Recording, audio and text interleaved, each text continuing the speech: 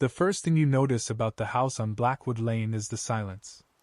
Not the quiet of a peaceful neighborhood, but a dead, pressurized silence that seems to swallow all sound, leaving your ears ringing slightly.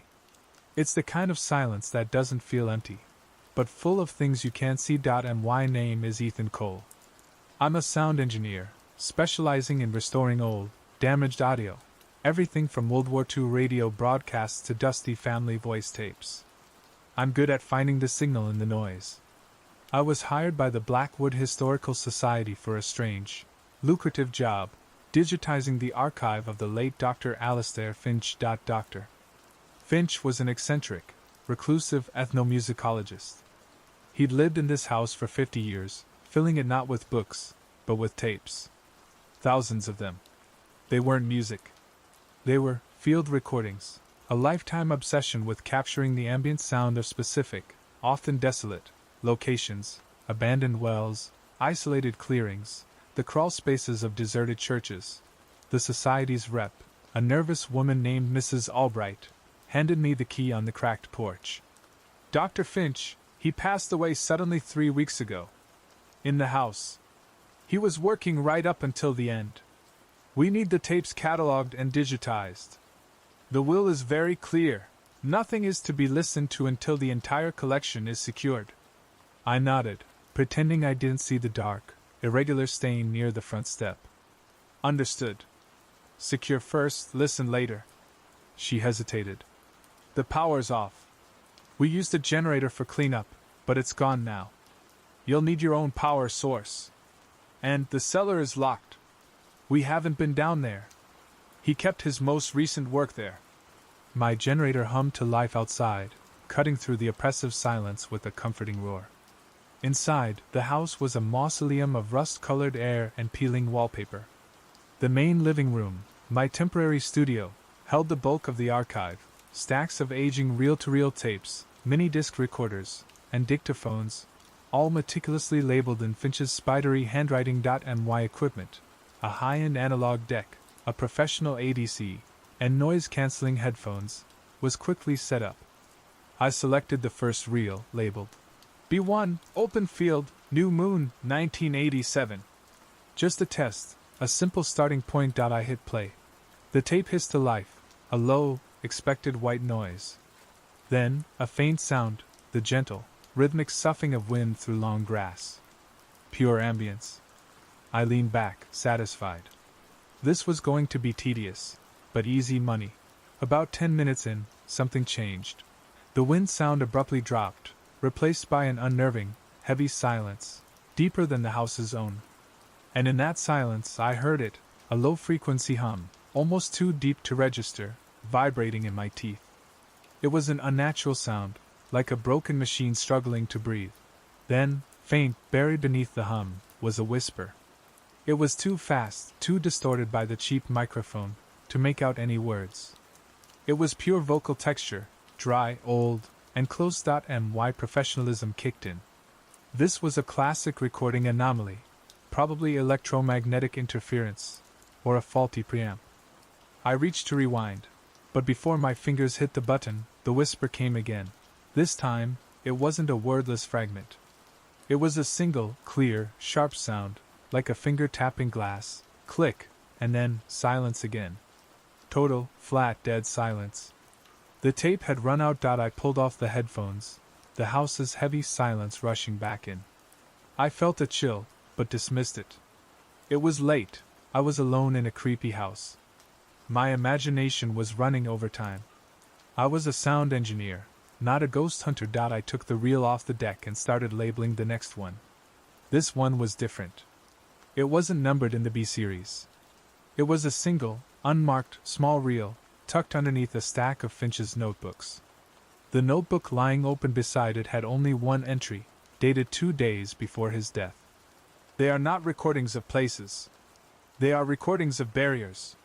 The silence is the sound of the wall between here and there. I need more noise.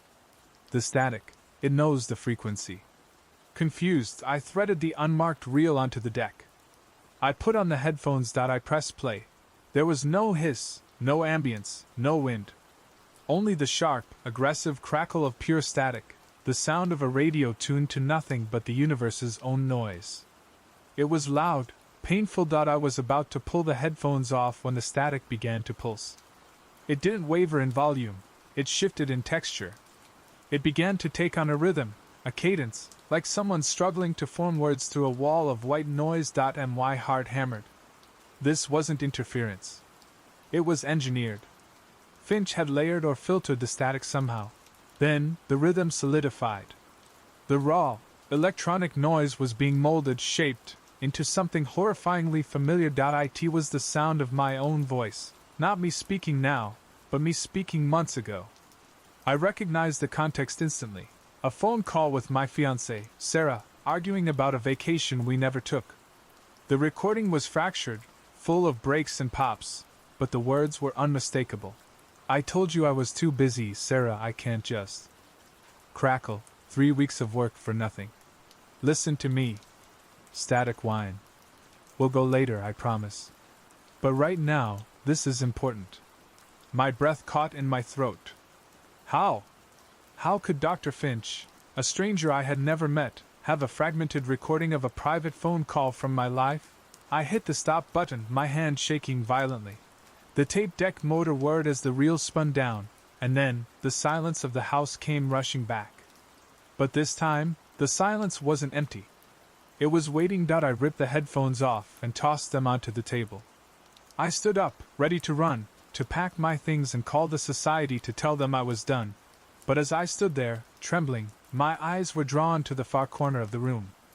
A small, dark alcove I hadn't noticed before. It held an object that wasn't a tape, or a machine, or a notebook. It was a mirror. An antique, circular mirror hanging low on the wall, and reflected in the dark, dusty glass, in the place where my face should have been, there was only the cold, bright, focus lens of a miniature camera. Hook for Part 2, Ethan shatters the mirror, revealing a hidden space behind it. Inside, he finds a final tape labeled, "CELLAR KEY, play me now." And hears a voice that isn't his, but sounds exactly like him, whispering the single, horrifying instruction. Don't breathe the air. My reflection was gone, replaced by the dead, indifferent glass eye of a hidden camera. It was positioned perfectly to capture everything I'd done in the room, everything I'd listened to. The shock wasn't just the invasion of privacy. It was the chilling realization that Dr. Finch hadn't been recording places. He had been recording me, long before I ever set foot in his house. Rage, mixed with a sickening fear, flooded me. I didn't reach for my phone. I reached for the nearest solid object, a rusted fireplace poker. I swung, and the antique mirror exploded with a satisfying crunch. Shards of dark glass rained onto the floor. Behind the jagged frame, the wall wasn't wood or plaster. It was a shallow, reinforced niche, painted the same grim color as the surrounding wall. Inside the niche, there were 3 things: a tarnished brass key, heavy and cold. It had an old-fashioned, ornate cut, clearly meant for a large, robust lock. A small, micro-cassette tape, the kind used in dictaphones. It was labeled in the same spidery script, but with a horrifying urgency. "CELLAR KEY, play me now." A single, yellowed photograph. It was a blurry, grainy image of a much younger Dr. Finch, standing in a large, dark room, his face pale and ecstatic. Behind him, dozens of industrial tape reels were mounted on the wall, spinning in unison. It looked less like an archive and more like a control room. I ignored the photo, snatched the key, and grabbed the micro-cassette. My original plan to flee was overpowered by a sudden, intense need to know why Finch had been stalking me, and what was in the locked cellar. I jammed the micro-cassette into my smallest portable dictaphone. The moment I hit play, the air in the room seemed to crackle. It wasn't static this time. It was a voice. My voice. But wrong. It was the same pitch, the same cadence, but devoid of my natural warmth. It sounded hollow, like a recording of a recording played back in an empty metal drum. Voice, hollow, yet perfectly my own. "Ethan, you listened. I knew you would. It's important you follow the procedure. The archive isn't complete without the final reel. It's waiting for you. Downstairs." My blood ran cold. Who are you? I whispered to the machine. The voice continued, completely ignoring my question, delivering the instructions in a steady, terrifying monotone voice. The key you hold is for the main cellar door, but there is a secondary lock. It's an environmental seal. Down there, the air, it's not for human lungs. You will find the respirators on the shelf to your left as you descend. Put one on. Do not hesitate. Do not trust your senses. And above all else, don't breathe the air.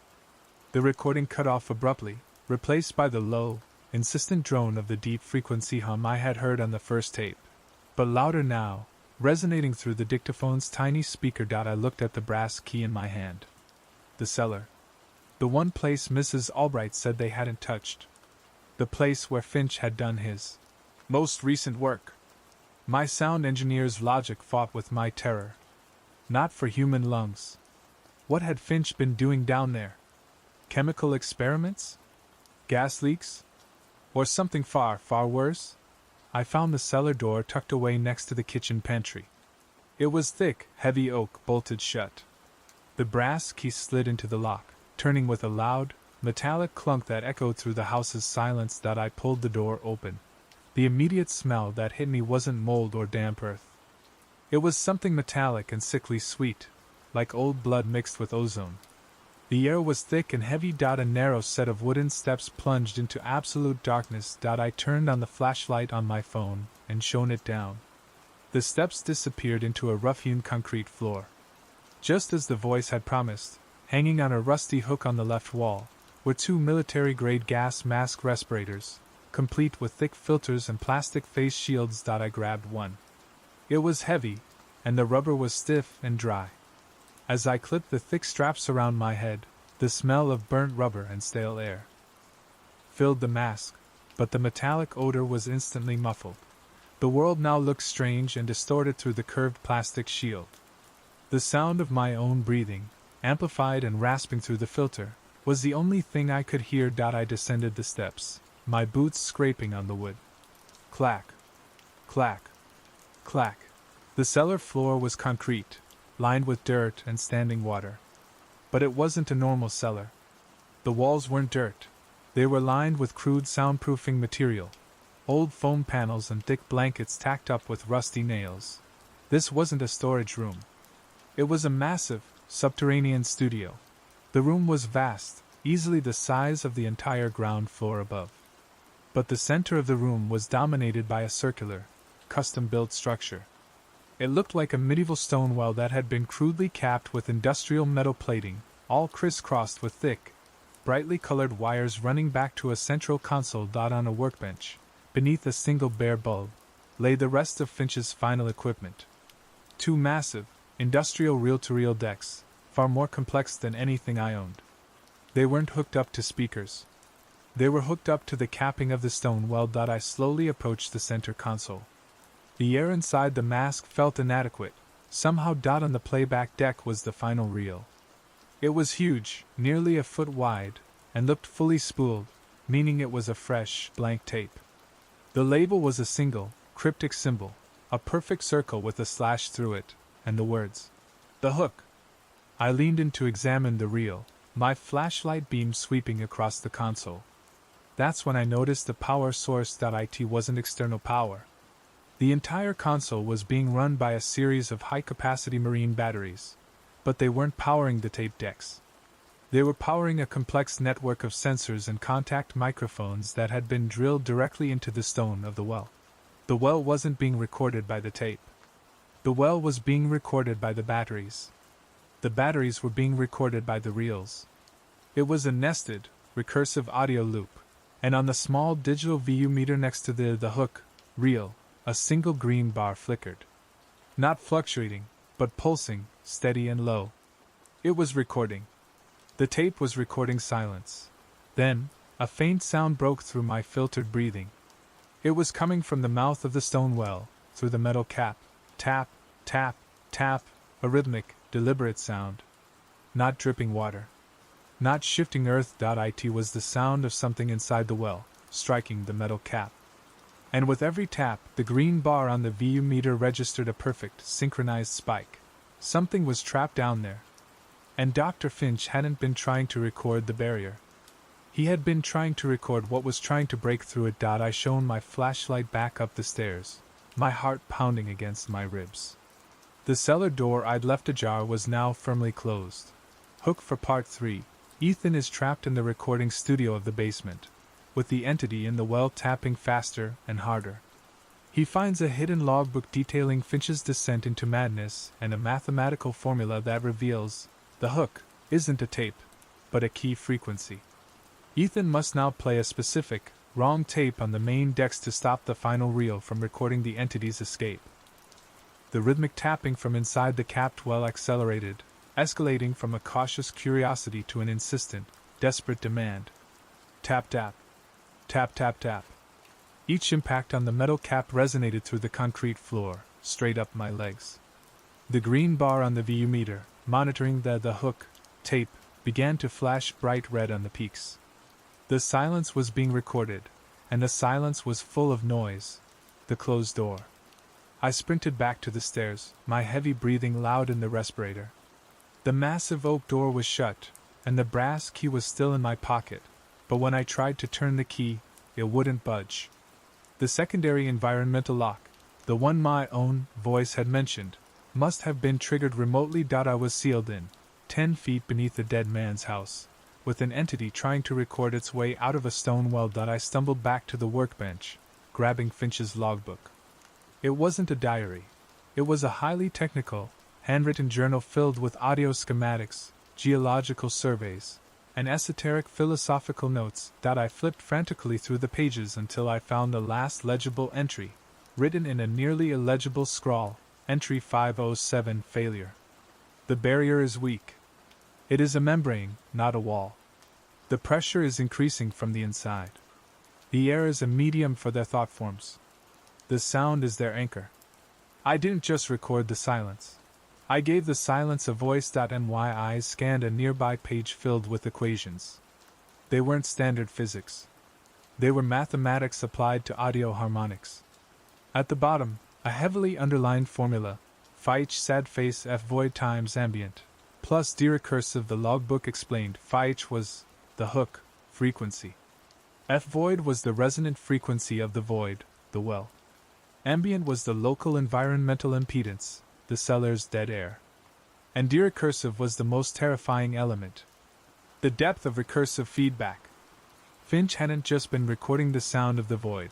He had been feeding the sound back into itself, forcing the silence to react and generate a response. I realized with sickening clarity. The hook tape wasn't meant to record the entity trying to get out. It was meant to record the entity's first successful transmission. The only way to stop the recording was to overload the system. I had to use a sound that was incompatible with Finch's recursive loop, a frequency that would crash the matrix of his mad design. I looked at the two large, industrial reel-to-reel decks wired to the well. They were labeled simply Deck A and Deck B. On the spool of Deck A was a reel labeled B1 Open Field, New Moon, 1987. The first tape I had listened to upstairs, the one with the first faint whisper. On Deck B was a reel labeled B34, The Blackwood House, Crawl Space, 1999. I remembered the logbook. Finch had recorded the barriers. If the well was the ultimate barrier, what was a crawl space recording? Just the sound of wood and dust. It would be entirely outside the void's frequency. It was the wrong tape I needed. I grabbed the reel from Deck B, tearing the magnetic tape strip off the machine as the tapping from the well became a continuous, shuddering noise, like a trapped heart beating itself to death. Action plan. I needed to take the blank, the hook, tape off the recording machine and replace it with the Blackwood crawlspace tape, then blast the recursive system with a completely mismatched, innocent sound. I ripped the hook reel off the recorder, dropping it onto the floor with a clatter. The moment the contact was broken, the green light on the VU meter died. A brief, precious moment of silence. I slapped the B34 crawlspace reel onto the machine and threaded the tape. My gloved fingers fumbled with the controls. I found the master switch for the playback head and slammed it to play. A sound erupted, not from the speakers, but from the very mechanism connected to the well. It was the most mundane, ordinary sound imaginable. The dry, scraping sound of mice running in dusty insulation. It was so anticlimactic, so domestic, that I almost laughed with relief. But the laughter caught in my throat. The tap tap tap from the well didn't stop. It changed. The sound of the mice, being fed directly into the heart of the void, caused a violent reaction. The stone well groaned, a low, tectonic sound, and the metal cap began to vibrate violently. The industrial reel-to-reel decks began to smoke, and the sound inside my respirator changed again. The gentle scampering of mice was now mixed with a new, sharper, more defined sound, screaming. But it wasn't the scream of the mice. It was the sound of a human throat being torn open. A high-pitched, desperate, agonizing shriek of pure terror, buried just under the sound of the scurrying. The scream wasn't coming from the well. It was coming from the tape deck itself. I looked at the reel. It was labeled B34, the Blackwood House, crawlspace, 1999. A flash of insight chilled me to my core. Dr. Finch hadn't been recording the mice in the crawlspace. He had been recording what the mice were running from. As the smoke thickened around the deck, I saw movement in the corner of my eye. Near the steps, in the deepest shadow, a section of the wall, the cheap, tacked-up soundproofing foam, began to ripple. It didn't peel or fall. It buckled and flowed, as if the material itself had become liquid. And from the center of the rippling foam, something began to push out. It was a dense, dark shape, but it didn't have limbs or a head. It had a texture, a wet, sticky, amorphous density that absorbed the light. The screaming from the tape reached a crescendo, tearing through the quiet electronic hum of the machinery. The thing in the wall paused, seeming to listen to the sound of its own past terror. My brain flashed back to Finch's note. The air is a medium for the thought forms. The thing wasn't coming through the wall. It was forming out of the cellar's air, out of the recorded fear. I had to shut the tape off. I hit the stop button with all my force. The scream died instantly. The wall stopped rippling. The metallic odor in the respirator spiked, making me dizzy. I was breathing the air again. The filtered air. But the entity had changed the medium. I looked down at the workbench. My hands were shaking too hard to run. The cellar door was still locked. I was alone with the thing in the wall and the thing in the well. And lying next to Finch's logbook was one last, horrifying object, a small, silver micro-cassette recorder. The red recording light was blinking. And inside the tiny machine, recording everything I did, everything I saw, was the hook. Hook for Part 4. Ethan realizes the cellar's air is an audio medium. The silver recorder is making a copy of his presence. He must leave his microphone behind and try to find a physical way out. He discovers a hidden shaft leading into the sub-basement, the original well shaft, now a vertical sound tunnel, leading to an entirely new, massive archive of pre-existence, tapes, and a faint sound on the tape, a distorted nursery rhyme. The sight of the blinking red light on the small silver micro-cassette recorder, a perfect, silent copy of The Hook, paralyzed me. Finch hadn't just created an archive. He had created a recursive surveillance system designed to capture the moment of his successor's terror. He wanted the raw sound of my fear to complete his work. I lunged forward and smashed the small recorder against the concrete floor. The plastic casing cracked, the reels scattered, and the red light died, but the relief was fleeting. My respirator still filtered the thick, metallic air, and the dense, amorphous shape in the soundproofing foam remained, a dark stain on the periphery, waiting. The well, now quiet, still thrummed with a heavy, waiting silence. I had to get out. The upstairs door was sealed. The thing in the wall was watching. My focus returned to the central structure, the stone well. It was the deepest point, the center of Finch's obsession. I moved cautiously around the console, shining my light over the crude metal cap. It was bolted down, but not seamlessly. There was a section where the cap met the original stone that was covered by a thick rubberized gasket. Following the trail of wires that fed the environmental sensors, I noticed something else. A small, reinforced metal hatch set into the concrete floor, directly adjacent to the well. It was only about 3 feet square, secured by a single, heavy clasp. I knelt, struggling with the rusted clasp. It finally gave way with a screech of tortured metal. I pulled the hatch open. A gust of cold, dry air blasted out, air that smelled of dust, stone, and something anciently clean, a stark contrast to the sick, metallic atmosphere of the first cellar. I aimed my flashlight down. It wasn't a crawl space or a utility tunnel. It was a perfectly cylindrical shaft, descending vertically into a blackness so profound that my powerful beam couldn't find the bottom. The walls of the shaft were lined with smooth, polished stone. This was the original well shaft, long abandoned, but Finch had found a new use for it, a sound tunnel. The stone was perfectly smooth, capable of carrying the faintest vibration downward without attenuation. I looked back at the amorphous shape in the wall. It hadn't moved since the tape was silenced, but I couldn't risk waiting. My fear told me to climb out the same way I came in, but my sound engineer's instinct, that strange, perverse curiosity that drives us toward the signal in the noise, told me the answer lay at the bottom of the deepest hole. I clipped my phone to my belt and dropped the heavy respirator mask. My hand went to the straps, ready to pull it off. But the voice from the micro-cassette echoed in my mind. Don't breathe the air.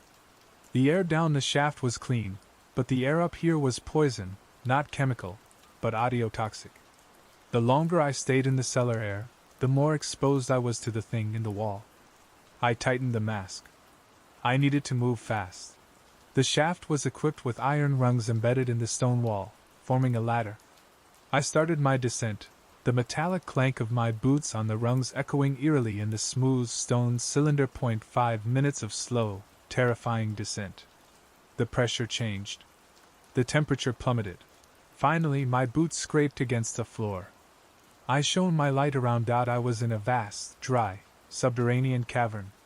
The air was breathable here, but I kept the mask on as a mental barrier. This was the sub-basement archive. Unlike the cramped, technology-laden cellar above, this cavern was organized. Thousands upon thousands of reels, large and small, were stacked on custom-built steel shelving that stretched into the darkness. There were no computers, no modern decks, only massive, ancient wax cylinder players, wire recorders, and early magnetic tape machines. Finch's final, deepest layer.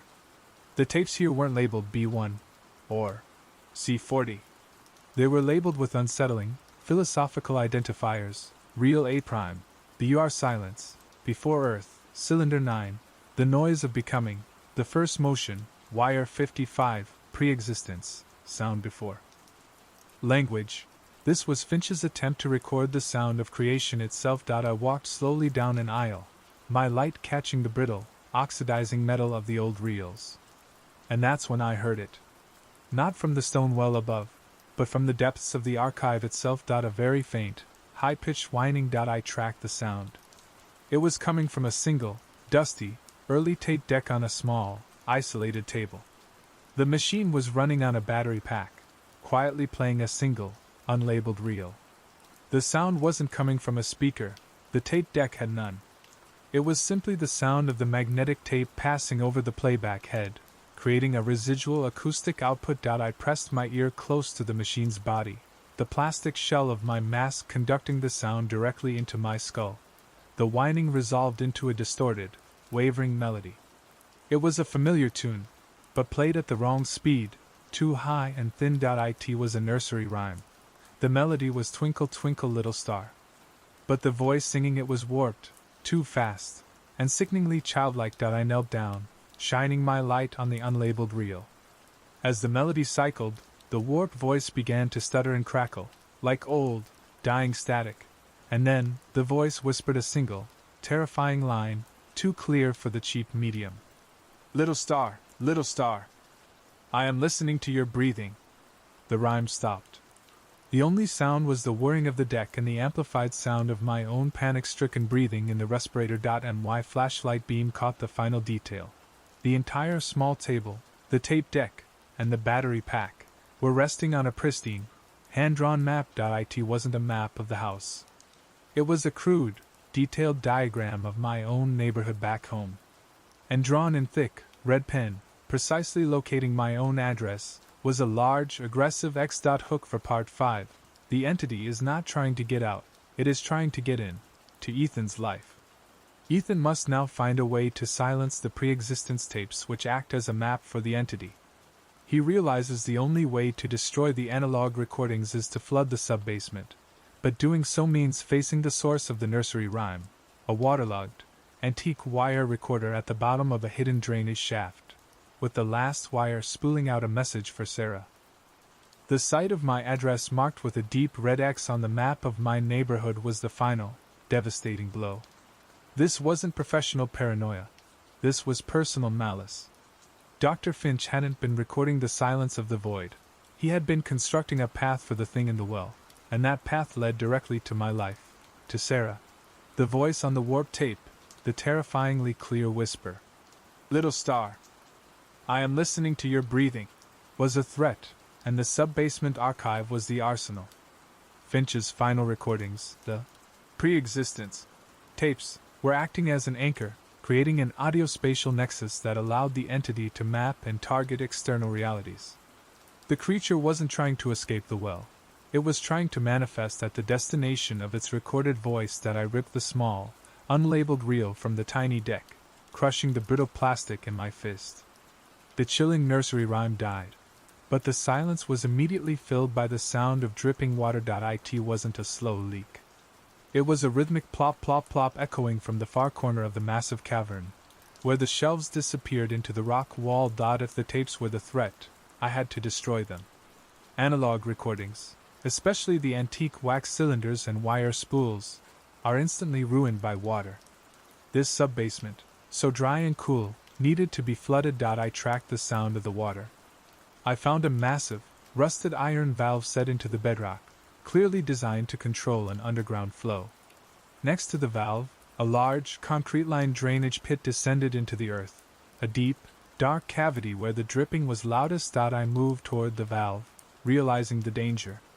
Flooding the sub-basement would destroy the evidence, and likely the path, but it would also destroy the structural integrity of the entire cellar. I might bury myself alive. I reached for the cold, heavy wheel of the valve. As my hand gripped the metal, I heard a different sound, a soft, high-pitched whirring, coming from the drainage pit. I shone my flashlight down the shaft. The pit was about 6 feet deep, filled with black, stagnant water. And floating just above the water line, clinging precariously to a rusted pipe, was an antique wire recorder. It was a massive, obsolete machine, its spool turning slowly, creating the high-pitched whirring sound as a thin, magnetic wire was played out and dropped into the oily water below. The water had preserved it, and the tape was playing. This was the source of the water, and likely the origin of the entity's latest threat. I dropped to my stomach, leaning over the edge of the pit. I could see the reflection of my masked face in the oily surface of the water, a distorted, terrifying image. The wire was still spooling out. I strained to listen to the residual acoustic output, but the sound of the water and my own heavy breathing drowned it out. I had to retrieve the message. I grabbed a piece of copper conduit from a pile of old piping, fashioned a crude hook, and carefully reached down. The wire recorder was slick with moisture and rust. I hooked the handle and pulled it gently upward, trying not to break the delicate magnetic wire. It rose with a sucking sound, dripping black water. I pulled it onto the dry concrete. The machine still whirred, the spool turning. I found the playback head and pressed my ear against the metal casing. The sound that emerged was the worst yet. It was Sarah's voice, faint, distant, and full of static, but unequivocally her. Sarah, recorded, distorted. "Ethan, are you there? The phone keeps making that funny static noise. I'm worried. I keep thinking I hear." A violent burst of white noise tore through the recording, overriding her voice. Then, the wire cleared, and a new, synthesized voice, the voice of the entity, cold and metallic, like a digitized hum, spoke the final, devastating words. Synthesized voice, calm, malevolent. "I know where she sleeps. I have the silence of her room. I have the frequency of her heart. I'm coming to complete the loop, Ethan. You brought me the map. You brought me the voice." The wire snapped with a sudden tink. The spool went slack. The entity's message was over. It was a recording of a phone call made to Sarah, intercepted, recorded, and finished by the entity. My breathing accelerated wildly inside the mask. The red X on the map wasn't a target, it was an invitation. The entity had already found its way to Sarah through the sound of her voice. I looked at the massive, rusted iron valve controlling the underground water flow. It was the only weapon I had left. I grabbed the wheel with both hands, the rusty metal groaning in protest. I turned it with all my strength. Grind. The valve slowly opened. The sound of dripping water escalated into a deafening, geological roar. A torrent of cold, black water exploded from the pipe next to the valve, slamming against the rock wall and rushing into the sub-basement. The water spread quickly across the dry concrete floor, instantly destroying the fragile paper labels and soaking the bottom rows of the pre-existence reels. The magnetic tape and wire spools instantly oxidized and became useless. The cavern filled with the sound of rushing, cleansing water. But as the water level rose, I heard one more sound, a heavy, scraping noise coming from the sound tunnel, the well shaft I had climbed down. I shone my light up the dark cylinder. Clinging to the iron rungs, steadily descending toward me, was the amorphous, dark shape from the upper cellar's wall. It looked denser now, somehow more formed, and it was sliding down the rungs with unnatural speed, propelled by the entity's sheer, focused malice. It was following the sound of the water, anticipating the moment the environment would be destroyed, trapping me at the deepest point of the house. Hook for Part 6. Ethan runs, the water level rising quickly, and finds a small, sealed utility closet hidden behind the shelves. Inside, he discovers Finch's final secret, a portable, battery-powered jamming device, a prototype designed to broadcast the one sound the entity can't tolerate, the high-frequency whine of a dying bat.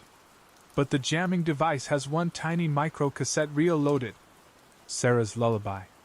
Ethan must choose between using the defense or saving the recording. The cold, black water was now swirling around my ankles.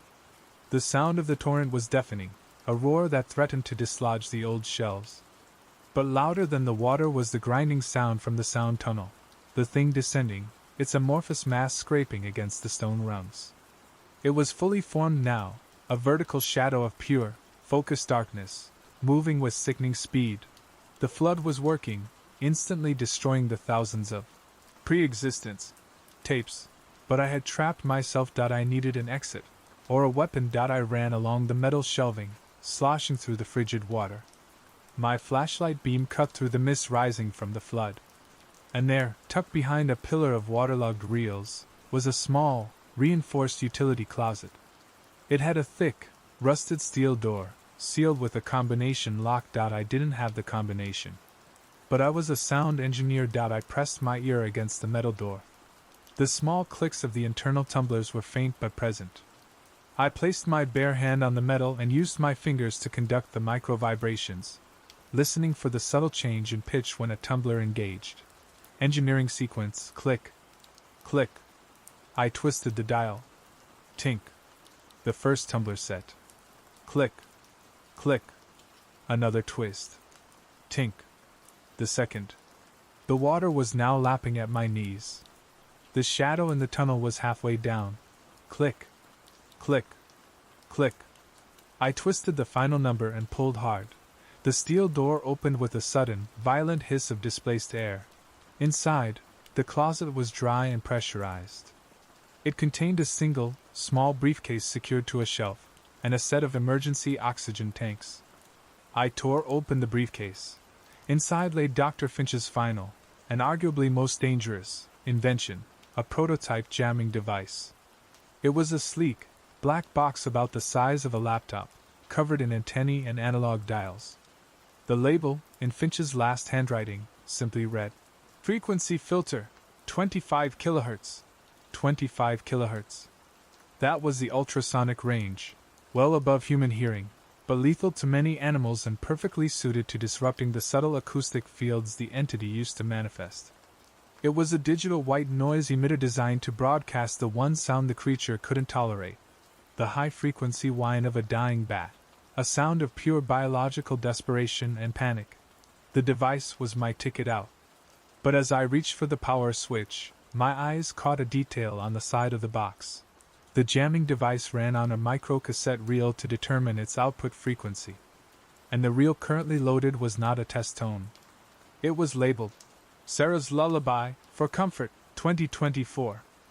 Finch had been tracking Sarah long enough to know the specific lullaby she hummed to herself when stressed.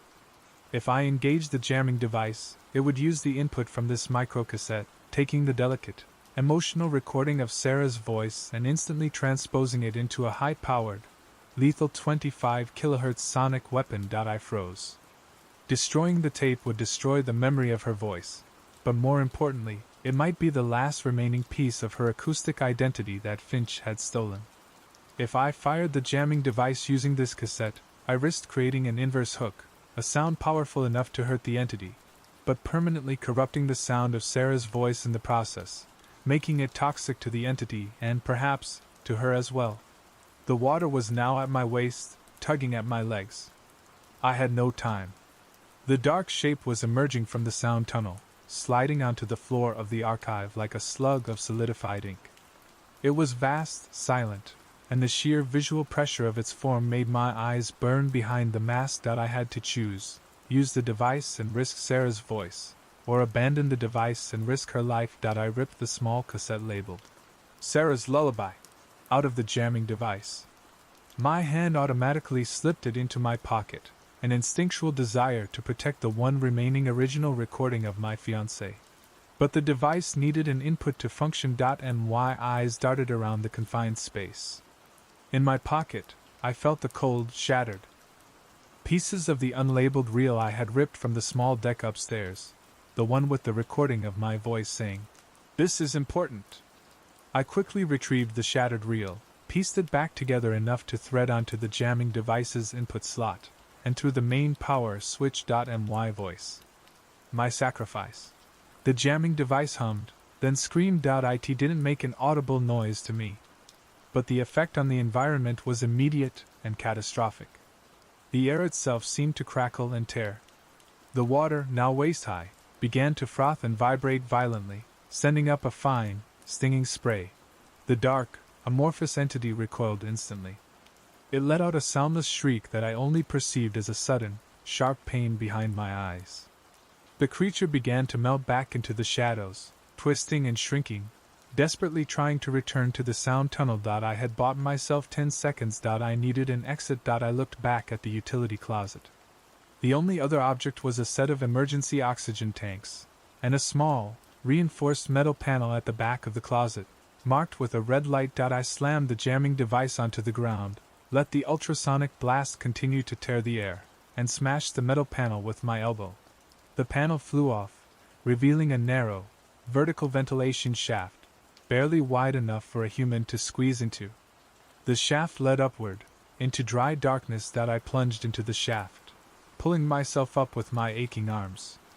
I didn't dare turn off the jamming device. The sound of my own voice, transposed into a weapon of pure fear, was the only thing standing between the entity and my throat. I climbed, the sound of the ultrasonic blast echoing behind me, feeling the vibrations shake the entire structure. Then, the jamming device gave one final, high-pitched sputter. The battery died. Total, crushing silence descended, broken only by the roar of the flood below and the sickening sound of the entity reforming and beginning its climb. I pushed upward, frantic, until my head smashed into a thin wooden grate. I kicked it out and scrambled onto a dry, dusty floor. I was in the attic. The highest point. The farthest point from the water and the deepest layer of Finch's madness. I stood up, breathing heavily. The respirator was useless now. I pulled it off, coughing in the dry, stale attic air. Then, I looked across the attic floor. The wooden beams were covered in dust, cobwebs, and thousands of forgotten possessions, and running along the length of the attic, like some kind of ancient, dry vein, was a massive, empty ventilation duct, leading directly to the roof and the outside world. But blocking the entrance to the duct, and waiting for me, was a final object. It was Dr. Finch's chair, a high-backed, ornate leather armchair, and sitting in the chair, staring directly at me with empty, dead eyes was the preserved, embalmed body of Dr. Alistair Finch. He was wired to a massive antique radio antenna fixed to the roof, covered in contact microphones, and his lips were slightly parted. Hook for Part 7. The body of Finch is not just a corpse, it's the final antenna. The attic is the ultimate sound stage. Ethan notices a single, small, handheld radio resting in Finch's lap, tuned to an empty frequency. When Ethan touches the radio, a small piece of paper falls out, detailing Finch's final experiment, the transmission of his own consciousness into a new acoustic form. Ethan must now destroy the antenna, which is also the body, before the entity reaches the attic and merges with its creator's final broadcast. The cold, dead eyes of Dr. Alistair Finch stared past me. He wasn't just sitting in the chair, he was integrated with it. Thick, brittle wires ran from his temples, his neck, and his fingertips, spiraling out into a terrifying network of sound-capturing contact microphones and connecting to a massive, antiquated radio antenna that pierced the attic roof. The attic wasn't a storage space. It was a transmission stage. Finch's body was the final amplifier, the ultimate receiver. He hadn't just recorded the void. He had offered his own mind as a bridge. A faint, wet, schluck sound drifted up from the floorboards below, the sound of the amorphous entity climbing the stairs, dripping with the cellar water. It was closing in. I moved cautiously toward the body, my gaze fixed on the antenna wiring. I had to destroy the transmission source before the entity reached it, before the madness of the cellar merged with the consciousness of its creator. In Finch's lap, nestled in the folds of his old suit, lay a small, handheld portable radio, the kind used for shortwave. It was tuned to a frequency marked only with a single, handwritten E on the dial. The speaker was silent, crackling only with the hiss of empty air. As I reached out to touch the radio, my hand brushed Finch's dry, papery skin. A single, yellowed piece of paper, folded into a tight square, fluttered from his grasp and drifted to the dusty floor. I snatched it up and flattened it against my thigh. It wasn't a map or a formula. It was a final, desperate note. The void is not empty. It is pure potential. I spent 50 years recording silence, and the silence began to record me back. I found the frequency of the entity, Phi. It is the inverse of human fear. My final act, to transmit my consciousness onto Phi, escaping this fragile, noisy shell.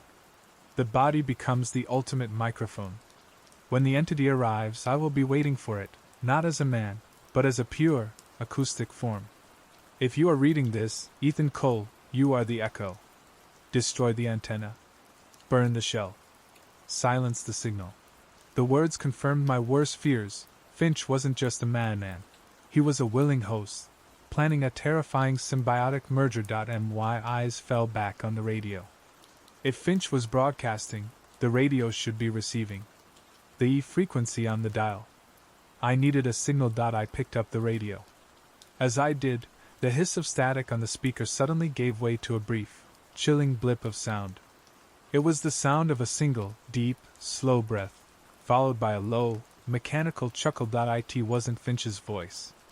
It was the synthesized, metallic voice of the entity, clear as a bell, speaking directly through the body's transmission. Entity, synthetic, chuckling. You are so close, little echo. The body is the map, and the antenna is the path. I am almost there. And your Sarah's voice? It is beautiful on this frequency. The entity was in the house, using the body to communicate, and accelerating its ascent. The schlucking sound was almost at the attic floor. I had to cut the signal. I couldn't risk the body's destruction being a final, powerful catalyst. I needed to sever the connection to the antenna. But the main lead was a thick, braided cable running directly out of Finch's spine, hidden beneath the leather chair. I couldn't move the body without potentially triggering something worse. The solution was the antennae itself. The massive metal rods pierced the roof, making them susceptible to the elements, and to damage. I spotted a rusty, fire-charred axe head leaning against a rafter, probably left over from a century-old house fire. I grabbed the heavy axe head. It gave me a primal, comforting weight. I turned back toward the body. The shadows at the top of the stairwell began to thicken, the moisture from the entity hitting the dry attic air. I ignored the shadow and swung the axe head upward, aiming for the base of the massive antenna where it met the roof beam. Thwack! The metal shrieked as the axe blade tore through the thick cable bundle. Sparks flew, illuminating the dust motes, dancing in the air. The antenna shuddered violently, ripped from its moorings. Finch's body convulsed once in the chair. Every wire attached to him snapped taut, then went slack. The contact microphones popped and hissed. The small, handheld radio in my hand went completely, absolutely silent. The signal was cut. I had destroyed the bridge. But the entity didn't stop. It had reached the attic floor. It was no longer an amorphous shadow. The cold, dry air of the attic was forcing it to consolidate, to define itself. It was massive, towering, a shifting, dark silhouette that absorbed all light, but with a horrifying, nascent structure. It was vaguely humanoid, but wrong, too tall, too thin, its limbs twisting and flowing like wet clay. It focused on the still twitching body of Dr. Finch. The creature let out a sound, a rasping, digital shriek of frustration at being denied its target. It began to crawl toward the chair. I was trapped between the climbing horror and the open ventilation duct leading to the roof. As the entity moved, I noticed the massive vent duct. It was empty, dark, my only way out. But it was far too high to jump into. Then I saw the final, terrifying use for Finch's body. I grabbed the back of the high-backed leather chair and shoved with all my might. The wires tore, the dried skin cracked, and the body of Dr. Finch, still secured to the chair, rolled toward the entity. The creature paused, sensing the movement. I ran toward the vent. I needed a boost. My eyes locked on the one remaining object near the vent, a massive, antique coffin-sized wooden box labeled, "If master tapes do not disturb." I kicked the box, desperate for leverage. The lid flew open. It wasn't full of tapes. It was full of dry, explosive powder.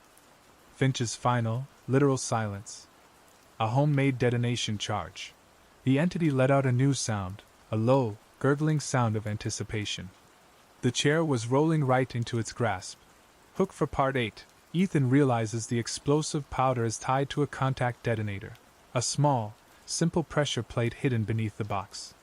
He has seconds to jump onto the box, jump into the vent, and let the entity trigger the explosion that will silence the house forever. But as he jumps, he sees a final message scrawled on the underside of the box lid. Sarah's Lullaby, the counter frequency is the only way. The entity grabs his leg. The chair carrying Finch's corpse rolled and crashed into the hulking entity, which let out a silent, digital shriek of predatory confusion. The distraction was all I needed. I launched myself onto the heavy wooden box, my boots landing squarely on the "AF Master Tapes" label. The box was my springboard, and I had a split second to realize two terrifying things. The label was a lie, and the floor beneath it was not safe. My eyes caught the underside of the box's lid, which had flipped open. Finch's final, manic scrawl was etched into the dusty wood. Sarah's Lullaby, the counter frequency is the only way. The counter frequency. Not a sound of fear, but a sound of love. The voice I had ripped out of the jamming device and carried in my pocket. Finch hadn't meant for me to destroy the voice. He meant for me to weaponize it with the high-frequency transmitter. The master tapes were not in the box. It was full of highly volatile, homemade explosive powder. The box was positioned directly over a small, hidden pressure plate, a detonator. The moment the weight shifted, or the entity stepped on it, the house would be silenced forever. I pushed off the box, leaping for the dark, open mouth of the ventilation duct above. I was inches short. The creature's malice was faster than my jump. Its dark, amorphous hand shot out, seizing my ankle with a grip that felt less like flesh and more like freezing, solidified static. I roared, pain searing through my leg. The entity began to haul me backward, its immense weight pressing down on the edge of the master tape box. The floor beneath the box creaked. The pressure plate was activating. I was being dragged toward a massive explosion, and the entity was pulling me right into the kill zone. My focus snapped to my pocket. The micro-cassette, Sarah's Lullaby. I couldn't run. I couldn't fight. I had to broadcast, With my free hand I tore the small cassette from my pocket and jammed it into the input slot of the jamming device I dropped earlier. The device was lifeless, its battery dead. The entity's grip tightened, crushing the bone in my ankle. It leaned in, its shifting, dark form looming over me. Entity, synthetic, hissing.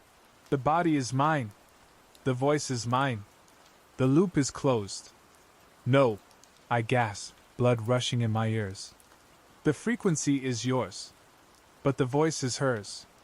My eyes scanned the wires connecting Finch's chair and the now broken antenna mast. The antenna was severed, but the power supply, the main electrical line for the entire house, was still intact, running parallel to the duct. I fumbled with the jamming device, ripping the battery cover off. I took the positive and negative leads of the small power input, and using the screwdriver I'd used to assemble my deck, I scraped the bare wires against the house's main power line. KZZZZZZZZZT. A brilliant blue arc of electricity exploded from the contact point. I had bypassed the battery, directly overloading the jamming device with 120 volts of raw power. The device shrieked, not with the silent 25 kHz tone, but with the sound of pure, tortured audio feedback, a monstrous loop of electronic static that was tearing itself apart. And feeding into that self-destructing signal was the input, Sarah's lullaby. The device took the soft, gentle melody and violently transposed it into a deafening, piercing counter-frequency, a sound that was pure noise, but anchored by the strongest human signal, the love contained in a voice. The entity shrieked. It wasn't pain, it was revulsion. The power of the voice, amplified and distorted into an acoustic weapon, was a poison to its digital, synthesized nature. Its grip on my ankle dissolved instantly. The dark mass recoiled violently, convulsing on the floor. My sudden release, combined with the entity's lurching weight, caused the final disaster. The creature's foot hit the edge of the master tapes box one last time, tipping the full weight of its mass directly onto the hidden pressure plate. The box flew, scattering explosive powder across the attic floor. Boom. The world turned white. The detonation was massive, shattering the attic roof and sending a column of fire and debris into the night sky. The blast threw me backward, spinning me through the air. I crashed against the rough, splintered edge of the ventilation duct, the impact knocking the wind from my lungs. I didn't lose consciousness. I was dangling half in, half out of the vent, the world a roaring confusion of fire and wood. I looked down. The attic floor was gone.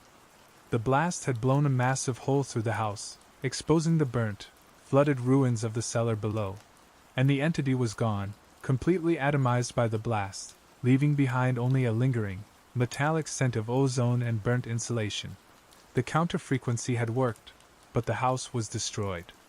I had to get out. I pulled myself fully into the air duct and began to crawl, the small, mangled jamming device still buzzing faintly in my hand, now running off the residual static electricity of the destruction. The duct was narrow, pitch black, and suffocating. I crawled for what felt like an eternity, hearing the sirens approaching in the distance. Finally, the darkness gave way to moonlight. I kicked out a vent cover and tumbled onto the roof shingles, coughing black smoke. I was safe. The madness of Blackwood Lane was over. But as I lay there, gasping for breath, looking up at the smoke rising against the stars, the small, mangled jamming device in my hand began to play a sound I didn't recognize. It was a final, faint recording. Not the lullaby. Not my voice. It was a child's voice. Tiny, clear, and perfectly recorded. Child's voice, whispering, slow. He said the attic is a quiet place. He said you would come. He said, now we can start over. The voice stopped. The mangled tape deck went silent for good. I looked down at the house, now fully engulfed in flames, the sirens screaming closer. I hadn't destroyed the entity. I had destroyed the body. The consciousness had escaped, carried out on the very last recording, tucked away in my hand. Hook for Part 9, Ethan is hospitalized and deemed the sole survivor of the accidental fire. He tries to warn Sarah but realizes the entity has already taken up residence in the acoustic space of his own world. He hears the child's voice on his phone, his laptop, and finally, on Sarah's baby monitor. The entity is using the acoustic blueprint Finch stole, the Lullaby, to manifest in their home. The only way to silence it now is to find the original source of the child's voice, the recording made before. Pre-existence. Held in the archives of the Blackwood Historical Society. I woke up to the clinical silence of a hospital room, my leg encased in plaster, my lungs burning from smoke inhalation. The official report declared the incident a tragic electrical fire, citing faulty antique wiring and a poorly maintained generator. They called me lucky, the sole survivor of the Blackwood Lane blaze. They called the body of Dr. Finch an unfortunate victim of his own eccentric archiving habits. I knew the truth. I hadn't survived. I had been released. Sarah was the first person I saw. She rushed in, tears streaming, her touch the only real thing in a world now saturated with hidden sounds. I tried to tell her everything, the well, the frequency, the entity. But the moment I spoke, my voice was a thick, raw croak. "It's just the smoke, Ethan," she soothed, pressing her forehead to mine. "Don't talk. Just rest." But resting was impossible.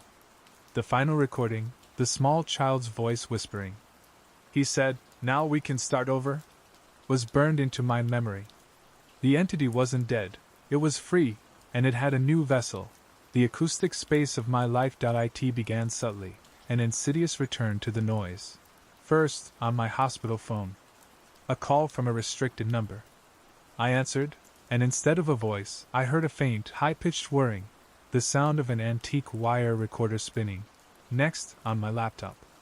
I tried to open a file of my professional restoration work, a delicate piece of Baroque music. The moment I hit play, the music dropped out, replaced by a sudden, jarring burst of white noise beneath which I could just discern the warped melody of Twinkle Twinkle Little Star. The entity was using the stolen acoustic blueprint, Sarah's Lullaby, to map and corrupt the sound waves of my world. It was carving out a space for its manifestation. My discharge was hastened. We went back to our apartment, our safe, quiet haven. But the moment I stepped inside, the air felt wrong, the silence too deep. Sarah had installed a baby monitor in our spare room a few weeks ago, a sweet, hopeful gesture. That night, the monitor became the antenna. Around 2 a.m., the gentle static of the monitor, placed on my bedside table, flared to life. I sat bolt upright. Sarah was asleep next to me. The static resolved into that small, clear child's voice. It wasn't whispering this time. It was singing. Child's voice, singing, clear but cold. "Twinkle, twinkle, little star, how I wonder what you are." The volume was low, but piercingly clear. It was coming from the spare room, where the receiving unit was placed. I nudged Sarah awake. "Sarah, listen." "The monitor." She blinked sleepily. "What, Ethan?" "I don't hear anything. Just a little static." She couldn't hear it. The entity was broadcasting on my frequency, the one Finch had prepared for me, the echo. I scrambled out of bed, ignoring the pain in my leg. I grabbed the baby monitor receiver and ran to the spare room. The room was dark. The transmitter unit sat on a shelf. The red power light was on, but the input light, the one that shows sound being picked up, was blinking rapidly. The voice stopped singing. Child's voice, whispering, very close. "Don't turn off the sound, Ethan. It likes the sound of your heartbeat. It's so loud now." My heart was hammering against my ribs. I knew what the entity wanted. It wanted me to silence the monitor, to cut off the sound, thereby confirming its presence and power. I had to find the source. The child's voice wasn't an improvisation. It was a recording. Finch's notes had referenced pre-existence. But he had an entire archive before that. The Blackwood Historical Society. They had hired me. They had the original catalog of Finch's collection, the files that came before the tapes were digitized. I rushed back to the bedside table, grabbed my phone, and found the contact from Mrs. Albright, the nervous representative. It was 2:15 a.m. She answered on the third ring, her voice muffled with sleep and irritation. "Mrs. Albright, it's Ethan Cole. The tapes. I need the catalog for the Pre-B series recordings. The ones he collected before the house." She sighed, a sound heavy with dread. Mr. Cole, everything is gone. The archive, no. Not the tapes. The paperwork. The original logbook listing the sources. Was there anything about a recording made in a school or a nursery? A child's voice dated perhaps 20 years ago. The baby monitor in my hand let out a sudden, high-pitched squawk of pure feedback. Mrs. Albright's voice, now alert, whispered down the phone line. The B series, they were named after his deceased daughter, Beatrice. She died in a car accident, very young. He recorded her constantly. His earliest, most precious tapes were the Beatrice series. They weren't in the house. We have the logbook here. I remember the last entry in that series. It was simply called B.A.'s Final Note. The final note. The original innocence that Finch had corrupted into an acoustic weapon. That was the source. The squawk on the monitor cut off. The child's voice returned, but this time, it was laced with rage. Child's voice, screaming, echoing. You don't get to save her. You don't get to fix the sound. He gave her to me. The volume was immense, but Sarah still slept soundly next to me. I looked at the monitor. The input light wasn't just blinking, it was solid red. The entity had fully manifested in the frequency of the baby monitor. I knew the final step. I couldn't run. I couldn't destroy. I had to restore. I had to take the entity's acoustic bridge and play the original, uncorrupted recording through it, forcing the creature back into the silence it hated. I hung up on Mrs. Albright. I needed the Beatrice series logbook. I needed to get to the Historical Society, and I needed to do it before the entity finished transcribing itself from the monitor's signal into the physical space of my home. I looked at the monitor, then at my sleeping fiancé. The child's voice was gone. Instead, a low, familiar hiss emanated from the receiver. It was the sound of a micro-cassette reel beginning to spin. The hiss was immediately overlaid with a new sound, the sound of heavy, measured breathing, coming not from the spare room, but from the air right next to my bed. I looked down. The blankets were still, but a small, damp stain, a perfect circle of black water, was slowly spreading on the carpet beside my bed. Hook for Part 10. Ethan knows the entity is using the acoustic space of his home to physically manifest, centered around the baby monitor. He races to the Historical Society to find the B.A.'s Final Note logbook entry. He finds the logbook, but it's empty, save for a single instruction. The original recording is hidden in the Society's main sound exhibit, playing on an old wax cylinder.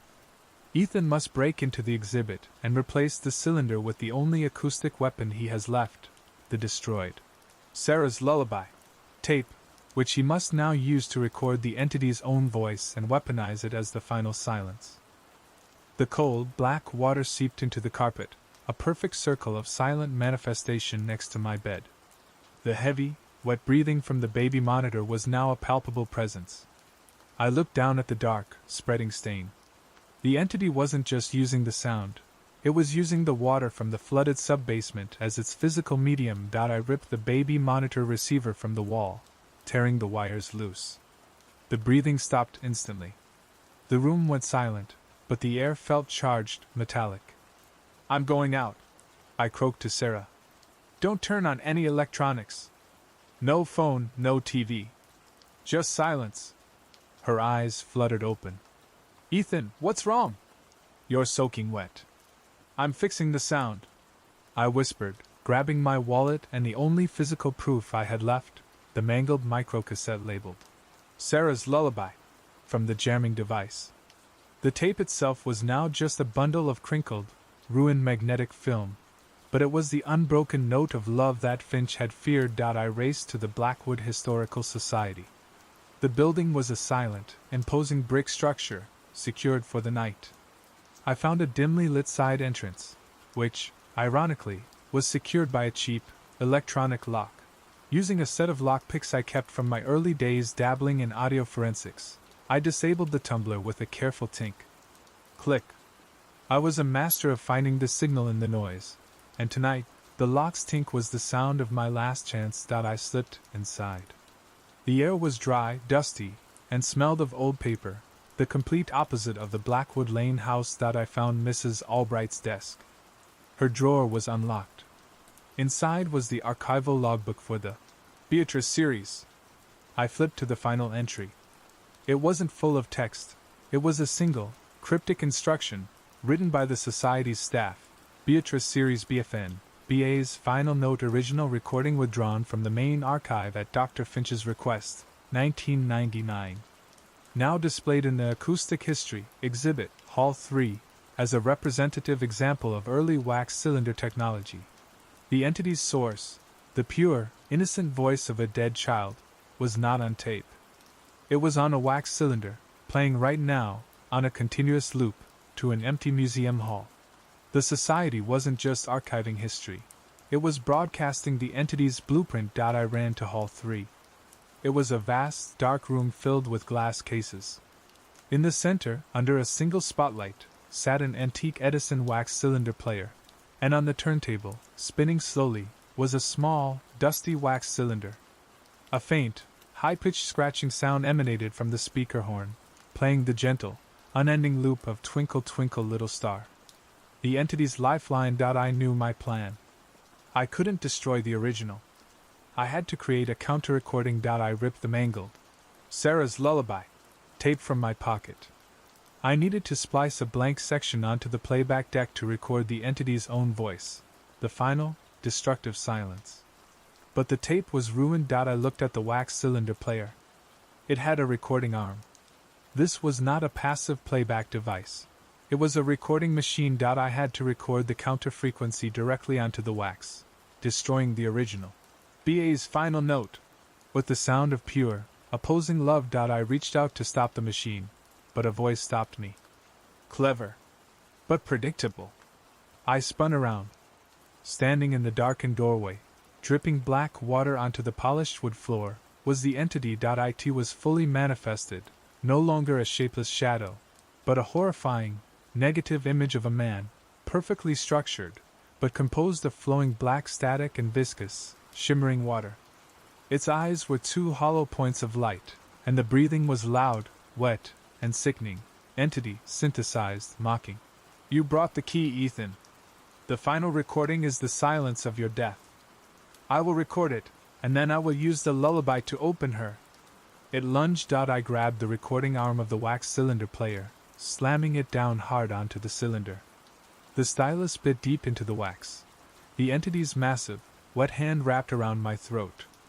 I couldn't breathe. As the stylus began to carve a new groove, I opened my mouth and screamed. I screamed not with fear, but with raw, primal defiance. I screamed Sarah's name. I screamed every memory, every piece of love I had ever known. I was the echo, and I was going to use my last breath to record a signal that would tear its frequency apart. The horn of the cylinder player amplified my raw, desperate sound. The entity roared, not a sound of noise, but a tearing sound of digital static, as if its very code was being rewritten. The intense acoustic feedback from my own throat, mixed with the love for Sarah, hit the wax. The fragile cylinder instantly cracked, the sound of the child's voice lost forever. The entity shrieked in silent agony. Its body began to convulse, steam rising from its watery form as the counter-recording poisoned its sonic structure. It threw me backward. I hit a glass case with a sickening crack. The entity collapsed, not onto the floor, but inward.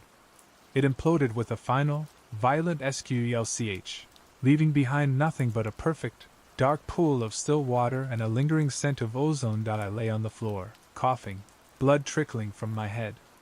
The wax cylinder was shattered. The machine was silent. The silence was real. I slowly pulled myself up, leaning against the broken glass. I had done it. I had silenced the signal. I looked at the dark pool of water where the entity had been. It was still, reflecting the single spotlight above, and then, a tiny ripple spread across the surface of the black water. A tiny, wet sound emerged. Not a voice. Not static. It was a gentle, rhythmic drip. Drip. Drip. The sound of water leaking. My eyes tracked the sound up. The leak was coming from the ceiling, from the ventilation system above. And attached to the small, leaking pipe, covered in black moisture, was a single, small, micro-cassette recorder. It wasn't Finch's. It was a modern, digital model. The red recording light was solid on. I stared, the truth hitting me with crushing finality. Finch's entity was gone. But the idea, the recursive recording, the consciousness seeking a new medium, it never stopped. The final entity was not the one I fought, but the one that was recording the fight.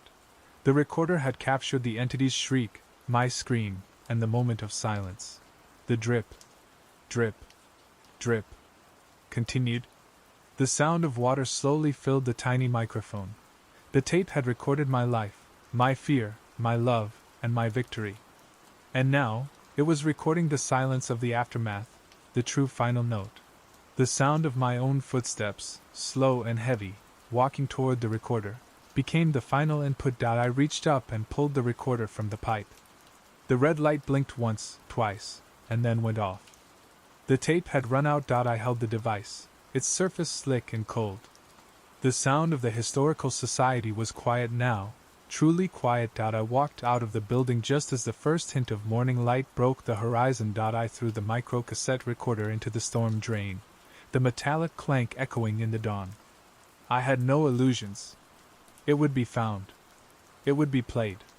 And the loop would begin again. I walked home, the rising sun warming my face. I opened the door. Sarah was awake, standing in the doorway, safe. "Ethan," she whispered, relief flooding her eyes. I opened my mouth to speak, to tell her I was safe, that the fight was over. But before I could say a word, I heard it. A faint, low-frequency hum, vibrating in the soles of my feet, and through the walls of our perfectly silent apartment, coming from a place I couldn't pinpoint, I heard a sound that was unmistakable, the gentle, rhythmic soughing of wind through long grass.